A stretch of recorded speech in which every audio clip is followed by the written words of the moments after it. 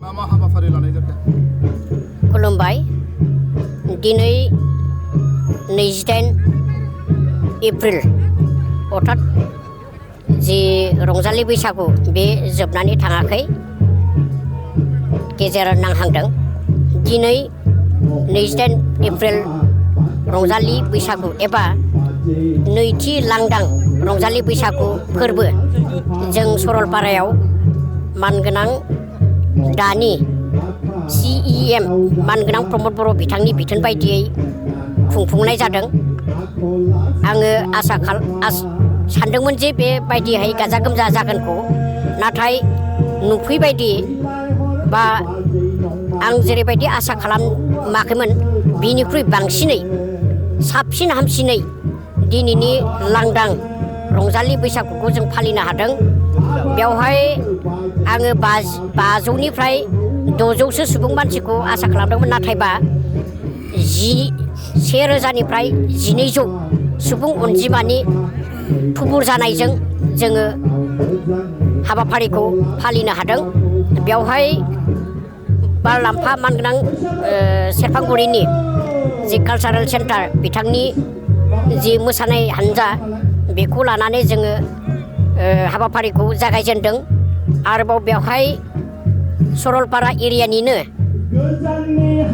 आदिबासि एबा उरावफोर मोसानाय हान्जा, सरलपारा एरियानिनो एबा हादाननिनो जे बर'फोरनि मोसाखावरि हान्जा, सरलपारा एरियानिनो नेपालि रंजानाय एबा मोसानाय हान्जा आरो सरलपारा एरियानिनो राभा मोसानाय हान्जाफोरखौ लानानै जोङो मोसानायखौ खालामदों। आरो बेवहाय जोङो जागायजेननाय हिसाबै भुटाननि मानगोनां आलासिफोरबो दङमोन। आरो बेवहाय मानगोनां MLA लरेन्स इस्लारि, मानगोनां MCLA रेवरेवा नार्जिहारि, लोगोसेयैनो EM सावरायग्रा बिथाङाबो नुजाफैदों। आरो EM दावबायसा मानगोनां दावबायसा बर' बिथाङाबो नुजाफैदों। बिथांमोननि नुजाथिनायजों जोङो दिनैनि बे रंजालि लांदां बैसागु फोरबोखौ गाजा गोमजायै फालिबाय। आङो बे बैसागुनि गेजेरजों आं रायजो राजाखौ खावलायदों जे भबिसतआवबो जाहाथे जोङो बे जायगायाव मोजाङैनो मोजां जों रंजालि बैसागु फालिफैफिननो हायो।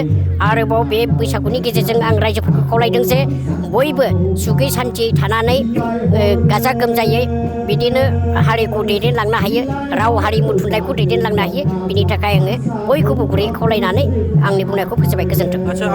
आरो इन्डिया बिटिआरनि सोमोन्दै बे बैसागु खुंथायनि गेजेरजों साबसिन जागोन होननानै आसा खालामखायो। नंगौ, एक्सुवेलि इन्डिया भुटाननि जि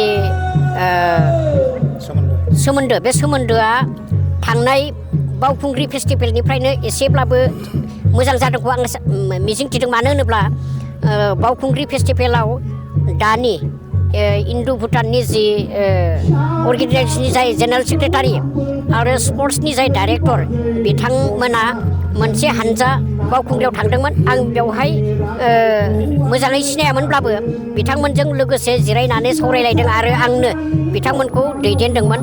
बेनिफ्रायनो नैबे जि जानो गोनां दिनैनि जि लांदां बैसागु फोरबो बिनि सोमोन्दै आं एसेब्लाबो फोरमायहरदों। आरो मैया आं बिथांमोनजों सरबाङाव थांनानै एबा गेलेम्फुआव थांनानै बिथांमोनजों सावरायदों आरो बिथांमोनाबो दिनै हानजा मोनसे फैनानै जोंजों बाहागो लाफैदों आरो रंजादों। आरो बिथांमोनाबो बुंदों जे जिहेथु भुटान आरो इन्डिया होनोबा बिटिआरनि जि खाथिसिन, बेखायनो बे बिटिआरनि बर'फोरजों आरो बा रायजो जानाय सुबुंफोरजों आरो भुटाननि सुबुंफोरजों सोमोन्दोखौ गोरा लाखिनानै जोङो बायदि बायदि खामानि मावलांगोनखौ बिथांमोनाबो बुंलांदों।